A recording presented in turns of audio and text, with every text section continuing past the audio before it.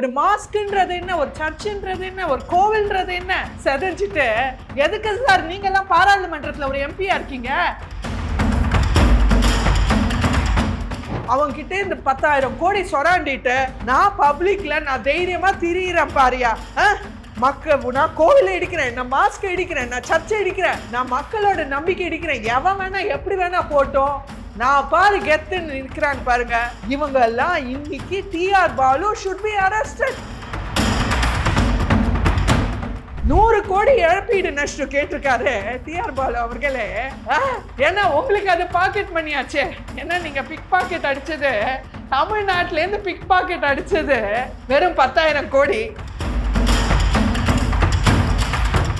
வரவு எத்தனா, செலவு பத்தனா, இதுவானா உங்க ஆட்சி அண்ணா, இதுவானா உங்க ஆட்சி அண்ணான்ற மாதிரி இன்னைக்கு திமுகவின் ஆட்சி சந்தை சிரிக்குதுன்றதுக்கு மெட்ராஸ் யூனிவர்சிட்டி கார்பஸ் ஃபண்ட்லேருந்து 300 கோடி உதயநிதி பர்த்டே கிஃப்டா எடுத்தாங்க. அந்த மாதிரி எல்லா இதையும் சொராண்டிடுவாங்க போல இருக்கு இவங்க ஆட்சி முடியறதுக்குள்ள. இன்னைக்கு கவர்மெண்ட் ஸ்கூல், அரசு பள்ளிகளை மூடின அரசு இன்னைக்கு எதுக்கே அவங்களுக்குலாம் கல்வி டிபார்ட்மெண்ட், எதுக்கு எஜுகேஷன் டிபார்ட்மெண்ட்? ஸோ இப்படி பார்த்தீங்கன்னா ஒரு துறையிலையும் மக்களுக்கு கொடுத்தது என்ன பார்த்தீங்கன்னா பெரிய முட்டை. அவங்க சாப்பிட்டு ஏப்ப விட்டது பார்த்தீங்கன்னா பல ஆயிரம் பல லட்சம் கோடிகள்.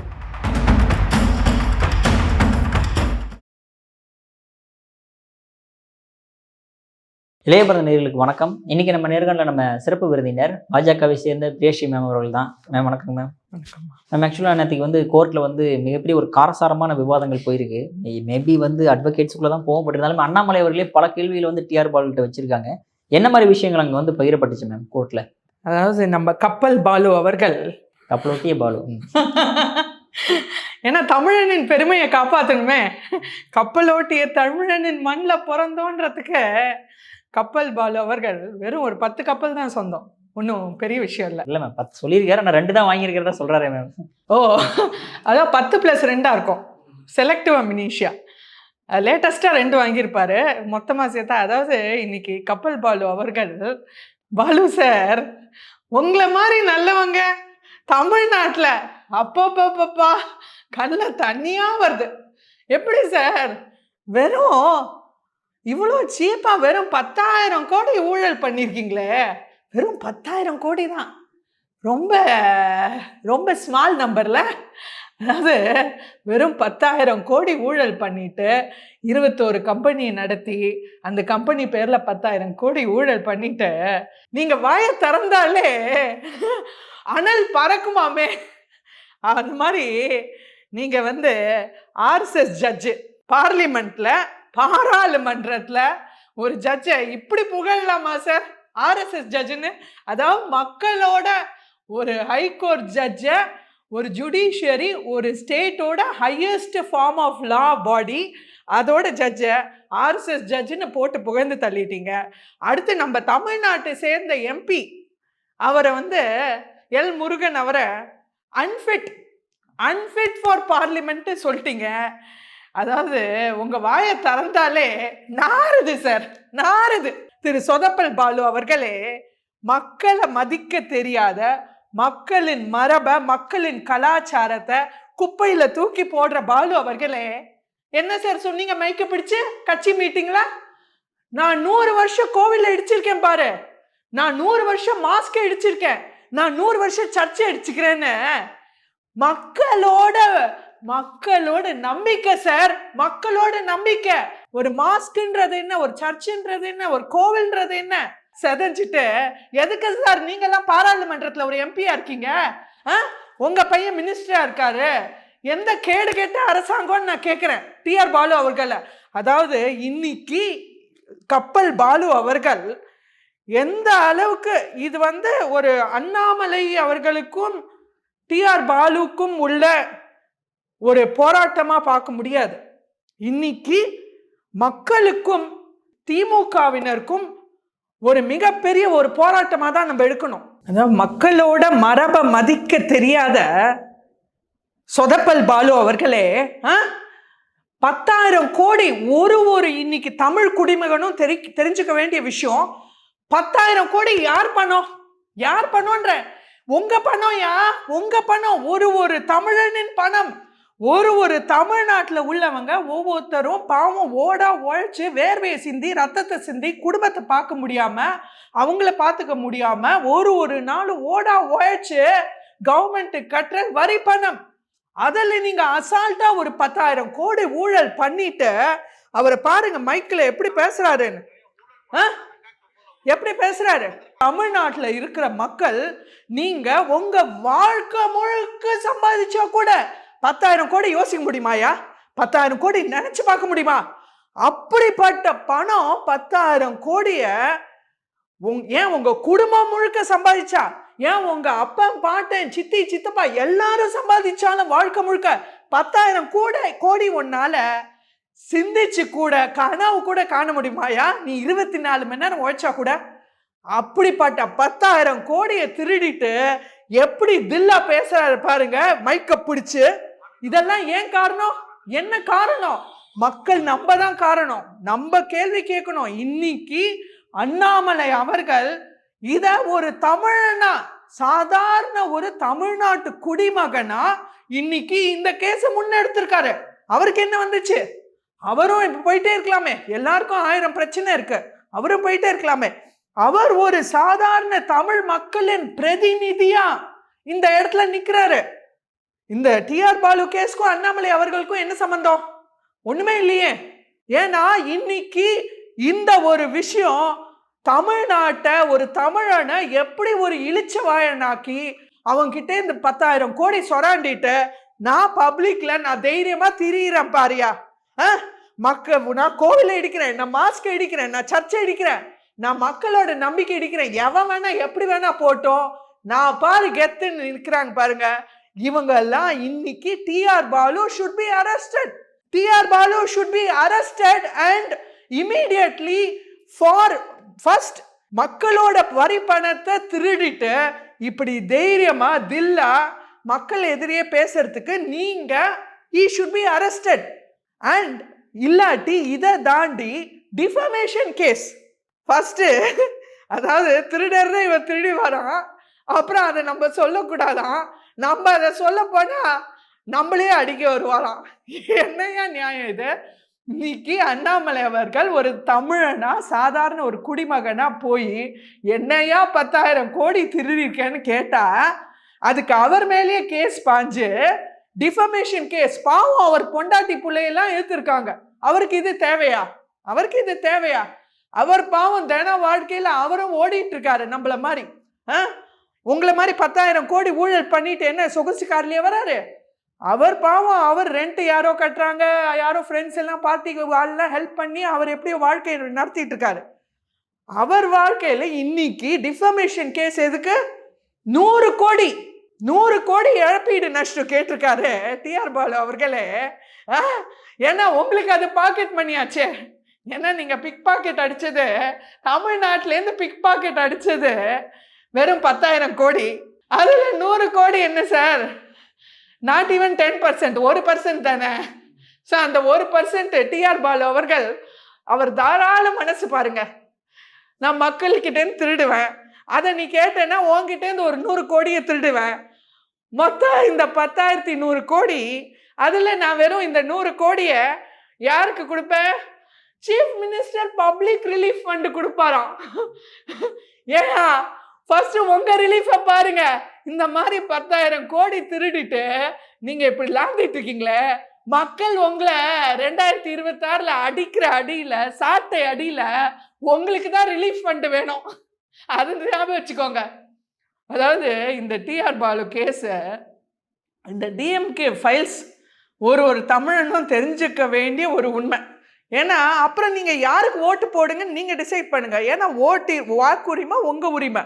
ஆனா ஃபர்ஸ்ட் இந்த டிஎம்கே ஃபைல்ஸ்ன்றது என்ன?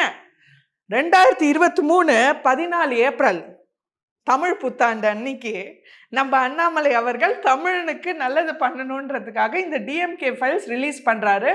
இதுல 27 திமுகவை சார்ந்த கட்சியை சார்ந்தவர்கள், முக்கிய தலைவர்கள், இன்க்ளூடிங் நம்ம முத்துவேல் கருணாநிதி ஸ்டாலின் அவர்கள், உதயநிதி ஸ்டாலின் அவர்கள் எல்லாரோட, அதாவது இந்த ஃபைல்ஸ் பார்ட் 1 வெறும் ஒரு பகுதி மட்டுமே 2.25 லட்சம் கோடி ஊழல். தயவு செய்து தமிழக மக்களே தெரிஞ்சுக்கோங்க. திமுகவினர் உங்ககிட்ட இருந்து 5 வருஷம் சொராண்டின பணம் வெறும் 2.25 லட்சம் கோடி தான்ப்பா. வெறும் 2.25 லட்சம் கோடி. இது ஒன்லி பார்ட் 1, ஒன்லி சீசன் 1. நேரடியாக இருக்கிற சொத்து விவரங்கள், இன்னும் பினாமி சொத்துகள் வெளில வரல. ஸோ இந்த நேரடியாக சொத்து நம்ம என்ன கன்சிடர் பண்ணலாம், ஒரு 20% எடுத்துக்கலாம். ஸோ இதை விட 5 மடங்கு 6 மடங்கு ஆக்சுவல் நம்பர். ஸோ இன்னைக்கு 2.25 லட்சம்னா இதை விட 5 மடங்கு போட்டோன்னா என்ன, ஒரு 15 லட்சம் கோடி தான்ப்பா உங்க பணத்தை திருடி இருக்காங்க திமுகவினர். போனா போறது, விட்டு தொலைங்க. 2026 அவங்கள விட்டு தொலைங்க, தமிழ்நாட்டை விட்டு தொலைங்கன்னு ஒரு தமிழனும் இன்னைக்கு உறுதி எடுக்கணும். ஓகே, நம்ம அதே மாதிரி இப்போ திமுக காங்கிரஸோடைய பிரச்சனைகள் ஒரு பக்கம், மாணிக்கம் தாக்கூர் வந்து சண்டை மேல சண்டை செஞ்சுட்டு இருக்காரு. என்னது அச்சமில்லைன்ற மாதிரி பாரதியார் கவிதையெல்லாம் போட்டிருக்காரு பாவம். பட் யாருமே அவர் கூட நிற்க மாட்டேங்கிறாங்களா எந்த காங்கிரஸ் தலைவர்களுமே? இன்னைக்கு யாருக்கு அச்சம் இல்லைன்ற மிகப்பெரிய காமெடி சீன் ஓடிட்டு இருக்கு.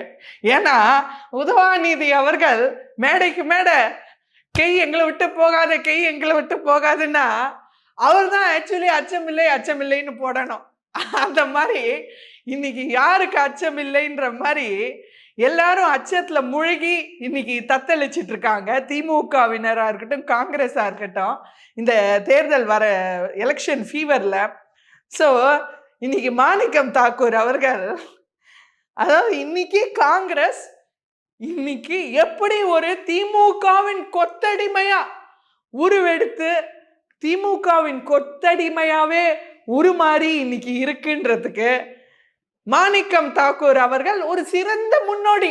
சான்ஸே இல்லை சார், அதாவது சான்ஸே இல்லை சார். மைக்க பிடிச்சு எப்படி கெஞ்சறீங்க, திமுகவினரே எங்களுக்கு மரியாதையை கொடுங்க ப்ளீஸ், எங்களுக்கு மரியாதையை கொடுங்க. வேண்டாம் இந்தாங்க 1 கோடி வச்சுக்கோங்க, வேண்டாங்க இந்தாங்க 100 கோடி வச்சுக்கோங்க, தயவு செய்து எங்களை மரியாதையோடு நடத்துங்கப்பா அப்படின்னு கெஞ்சராரு பாருங்க.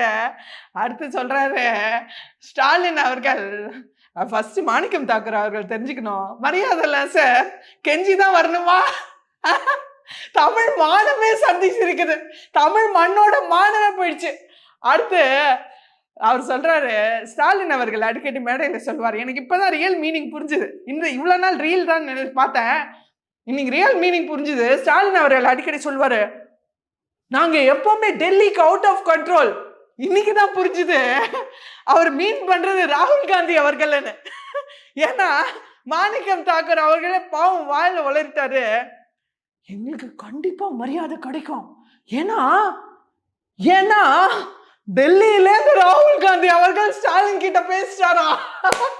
சார் சான்ஸே இல்லை சார்.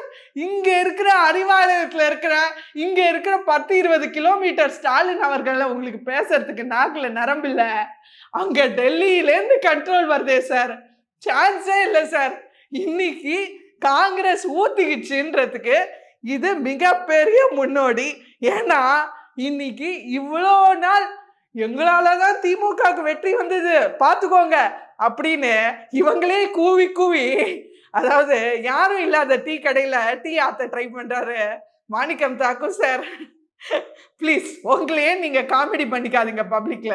அதே மாதிரி இன்னைக்கு வந்து இடைக்கால பட்ஜெட் வந்து தமிழ்நாட்டுக்கு, அதாவது எலெக்ஷன் வரதுனால இடைக்கால பட்ஜெட் தாக்கல் செய்யப்பட்டுச்சு. அதுல என்ன மாதிரி விஷயங்கள் நீங்க வந்து பாசிட்டிவ்ஸ் அண்ட் நெகட்டிவ்ஸா பாக்குறீங்க? இன்னைக்கு நம்ம நிதிநிலை அறிக்கை, இந்த பொன்னான நாள்ல நிதிநிலை அறிக்கை இல்ல, இது சதி வேலை அறிக்கை மாதிரி தான் தெரியுது. ஏன்னா திமுகவோட சதியெல்லாம் புட்டுக்கிச்சு வெளில வந்துச்சு. இன்னைக்கு பட்ஜெட்ல இவங்க இதுக்கு சொல்லாமலே இருந்திருக்கலாம், அவங்க தன்மானமாவது காப்பாற்றப்பட்டிருக்கோம். தங்கம் தென்னரசு அவர்களே, பப்ளிக்கா உங்களையே நீங்க இப்படி மானத்தை வாங்கிக்கிறீங்களே. இன்னைக்கு ஒரு பட்ஜெட்னு அனௌன்ஸ் பண்றீங்க, அதுல என்னையா சார் இருக்கு, என்ன இருக்கு? இன்னைக்கு எக்ஸாம்பிள் பார்ப்போம். இவங்க கடன், திமுகவினர் பெருமை வாய்ந்த ஒரு வரவு 8 செலவு 10, இதுவானா உங்க ஆட்சி அண்ணா, இதுவானா உங்க ஆட்சி அண்ணான்ற மாதிரி இன்னைக்கு திமுகவின் ஆட்சி சந்தை சிரிக்குதுன்றதுக்கு அவங்களே இந்த பட்ஜெட் மூலமா சொல்லிட்டாங்க. அதாவது திமுகவினர்ன்றது நிரூபிக்கணுமே, அதுக்கு ஒன்லி நம்ம எண்ட் ஆஃப் நெக்ஸ்ட் இயர் இது வரைக்கும் நம்ம கடன் 9,29,000 கோடி. எண்ட் ஆஃப் நெக்ஸ்ட் இயர் நம்ம கடன் 10,62,000 கோடி மட்டுமே. Hi guys, all Tamil guys, எல்லாரும் ஹாப்பியா இருங்க. உங்க கடன் ஒன்லி 1,50,000 crores ஜாஸ்தி ஆக போகுது இந்த ஒரு வருஷத்துல. எல்லாரும் சந்தோஷப்படுங்க. இப்படிலாம் இருக்கணும். தங்கம் தென்னரசு அவர்களே, நீங்க தான் சரியான சதி வேலை பண்றீங்க. நிதி சதி அமைச்சர் தங்கம் தென்னரசு அவர்கள். அடுத்து நம்ம வருவாய் பார்த்தீங்கன்னா, ஒரு அரசாங்கத்துக்கு முக்கியமானது வருவாய், ரெவென்யூ ரெசிப்ட். அதில் இவங்க அறிவிச்சது பார்த்தீங்கன்னா 3,31,000 கோடி. ஆனால் ஆக்சுவலாக எவ்வளோ வந்திருக்கு? 3,09,000 கோடி தான். அதுலேயும் 21,000 கோடி ஊற்றிக்கிச்சு. அதாவது கிட்டத்தட்ட 22,000 கோடி இன்னைக்கு இவங்க மக்களுக்கு அந்த வருவாய் தர முடியல. அந்த அளவுக்கு இவங்க ஆட்சி சந்தி சிரிக்குது. அடுத்து பார்த்தீங்கன்னா கல்வி. ஏன்னா கல்வியில் சிறந்த தமிழ்நாடாச்சே, ரொம்ப முக்கியம். அது மாதிரி கல்வியில் சரிந்து சீரந்த தமிழ்நாடு மாதிரி இன்னைக்கு தமிழ்நாடோட கிராஸ் என்ரோல்மெண்ட் ரேஷியோ, அதாவது ஒரு மாணவர்கள் மேல் படிப்புக்கு எந்த அளவுக்கு அவங்க அப்ளிகேஷன் போடுறாங்கன்றது தமிழ்நாடு என்னைக்குமே மேல்நிலையில் இருந்திருக்கு. 49% இருந்திருக்கு. அது திமுகவினர் ஆசீர்வாதத்தால் இன்னைக்கு 47%, அதுவும் சரிஞ்சிடுச்சு 2%. இன்னைக்கு பார்த்தோன்னா திமுகவினர் கல்வியில் சரிந்து சீரழிந்த தமிழ்நாடா 8,505 கோடி தான் இன்னைக்கு கல்விக்கு இந்த பட்ஜெட்ல ஒதுக்கி இருக்காங்க. இது போன பட்ஜெட்லேருந்து வெறும் 11 கோடி தான் ஜாஸ்தி. எவ்வளோ? 11 கோடி தான். அந்த அளவுக்கு ஈவன் 1% கூட இல்லை. அந்த அளவுக்கு இவங்க ஆனா அண்ணா யூனிவர்சிட்டியை புதுப்பிக்கிறேன்னு சொல்லி 1,300 கோடி ப்ராமிஸ் பண்ண இவங்க, அண்ணாமலை அவர்கள் கூட பேட்டியில சொல்லியிருக்காரு இன்னைக்கு பிரஸ் மீட்ல பட்ஜெட்டை பத்தி. 1,300 கோடி அண்ணா யூனிவர்சிட்டி புதுப்பிக்கிறேன்னு சொல்லிட்டு வெறும் 11 கோடியே நீங்க எக்ஸ்ட்ரா இது பண்ணிட்டு எப்படி சார் அண்ணா யூனிவர்சிட்டி புதுப்பிப்பீங்க? மெட்ராஸ் யூனிவர்சிட்டி கார்பஸ் ஃபண்ட்லேருந்து 300 கோடி உதயநிதி பர்த்டே கிஃப்டா எடுத்தாங்க. அந்த மாதிரி எல்லா இதையும் சொராண்டிடுவாங்க போல இருக்கு இவங்க ஆட்சி முடியறதுக்குள்ள. அடுத்து பார்த்தீங்கன்னா, அதாவது இந்த அளவுக்கு ஒரு நிதி நெருக்கடியில இருந்துச்சு. இவங்க எந்த ஒரு தில் இருந்தா மத்திய அரசோட திட்டத்தை நாங்க ஒத்துக்க மாட்டோம், பிஎம் ஸ்ரீ மோடி திட்டத்தை ஒத்துக்க மாட்டோம், எல்லாம் அதாவது இந்தியா முழுக்க எல்லா மாநிலங்களும் கேரளா முதற்கொண்டு எல்லாருமே ஒத்துட்டாங்க. இன்னைக்கு தமிழ்நாடு வேணுக்குன்னே மக்களை வஞ்சிக்கணுன்றதுக்காக இவங்களாலையும் நிதி தரட்ட முடியல, மத்திய அரசு நிதியும் எடுத்துக்க மாட்டேன், மக்கள் எப்படி வேணா கேடு கெட்டு போட்டோம், மாணவர்கள் எப்படி வேணா நடு ரோட்ல நின்று போராடட்டும். இன்னைக்கு ஒரு டிஎன்பிஎஸ்சி எக்ஸாம் கூட வக்கில்லாத அரசு ஒரு கல்வியை 200 மேல இன்னைக்கு கவர்மெண்ட் ஸ்கூல் அரசு பள்ளிகளை மூடின அரசு இன்னைக்கு எதுக்கே அவங்களுக்குலாம் கல்வி டிபார்ட்மெண்ட், எதுக்கு எஜுகேஷன் டிபார்ட்மெண்ட், எதுக்கு அன்பில் மகேஷ் பொய்யாமொழி அவர்கள் இன்னைக்கு ரிசைன் பண்ணணும்? இப்படி ஒரு இயலாமைக்காக, இப்படி ஒரு டிபார்ட்மெண்ட்டை எடுத்து நடத்த முடியாததுக்காக இன்னைக்கு அன்பில் மகேஷ் பொய்யாமொழி அவர்கள் இன்னைக்கு பட்ஜெட் அனௌன்ஸ்மெண்ட் அன்னைக்கு ரிசைன் பண்ணணும்ன்ற. He is not fit to be the education minister. 8,000 கோடி கோவிலை புதுப்பிக்க செலவிச்சிருக்கேன்னாங்க. ஆனால் கணக்கு போட்டதில் ஒரு 80 கோடி தான் அவர் அண்ணாமலை அவர்கள் சொல்கிறார். ஸோ இதுக்கு வெள்ளை அறிக்கை விடணும் சேகர் பாபு அவர்கள், அடுத்து நம்ம டுபாக்கூர் பாபு அவர்கள். அடுத்து நீங்கள் பார்த்தீங்கன்னா இப்படி துறைக்கு துறை எல்லாமே ஊற்றிக்கிச்சு. விவசாயம் பார்த்தீங்கன்னா வெறும் 3% தான் growth இன்னைக்கு. ஸோ இந்த மாதிரி ஒரு சக்கரபாணி அவர்கள் இன்னைக்கு 360 கோடி ஊழல் விவசாயத்தில். ஸோ இப்படி பார்த்தீங்கன்னா ஒரு துறையிலையும் மக்களுக்கு கொடுத்தது என்ன பார்த்தீங்கன்னா பெரிய முட்டை, அவங்க சாப்பிட்டு ஏப்ப விட்டது பார்த்தீங்கன்னா பல ஆயிரம் பல லட்சம் கோடிகள். அதாவது இந்த நிதிநிலை அறிக்கை தமிழ்நாட்டின் சதிநிலை அறிக்கை, சரிந்த நிலை அறிக்கைன்றதுக்கு நம்ம துணை முதலமைச்சர் உதவாநிதி அவர்கள், சார் ஒரு நிதிநிலை அறிக்கையில இப்படி கொட்டாய் விடுறீங்களே சார், 5 வருஷம் இப்படிதான் ஆட்சி நடத்தீங்களா கும்பகர்ணன் மாதிரி? சான்ஸே இல்லை சார், செமையா நீங்க ப்ரூவ் பண்ணிட்டீங்க. அந்த மாதிரி கொட்டாய் விட்டு கோட்டையை விட்டுட்டீங்களே சார், பார்த்தா பரிதாபமா இருக்கே சார் உங்களை. மேம் உங்கள் அற்புதமான கருத்துக்களை இளைய பேரோட பார்த்ததற்கு மிக்க நன்றி மேம். மிக்க நன்றி.